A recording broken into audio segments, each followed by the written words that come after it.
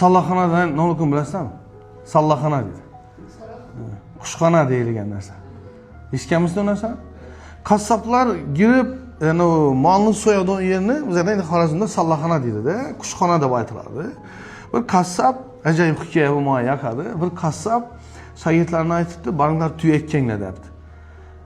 Tuyani olib kelibdi, endi so'yish uchun. Kelib shu qushxonani oldina girajali mindirib qo'yishadi. Tuya kichkina hayvon emas-da, uni ikki odam italagan bilan girmaydi, uni bir 3-4 odam tortgan bilan girmaydi. Shu italabdilar, tortibdilar. Tuya girmaymişdi. Neye? Qushxonaga girmaymişdan tuya.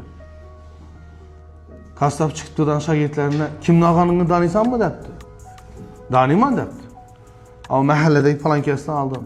Bor akka shu egasini deb. Buni egasi girzib bermasa, bu tuyani girzib bo'lmaydi bu yerga.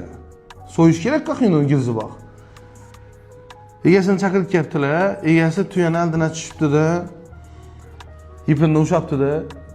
Shunda deb sallaxonaga girdi, yani qushxonaga girdi. Girgan ekan, izidan tuya ham girdi-da. Bechora egasi kissasidan pulni chiqaribdi-da, qassobga beribdi-da, "Men tuyamni sotibman" debdi. "Ne shu sotmaysiz axir, nega sotmaysiz? Dogovor berdik. Gapirdik, bu bizning tuya qaqini" desa, "Yo'q, sotibman." Menga ishonib o'shanacha girganni men bu yerda tashlab ketmayman. Degan ekanda, siz tushuntiribsiz Navjakinmi?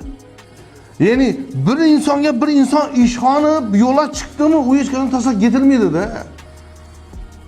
Tushundingizmi?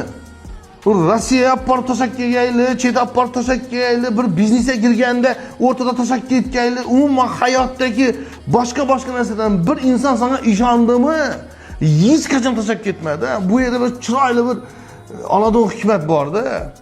Menga ishonib dedi shu qushxonagacha, ya'ni jonini fido qiladigan darajagacha girdimi shu tuya? Men tashlab ketibman deb tuyani pulni qaytib berib, qaytadan chiqib ketgan. Xulosa nima desa, sizga bo'lgan ishonchga xiyonat qilmang hech qachon. Tushundingizmi? Tushunarlimi?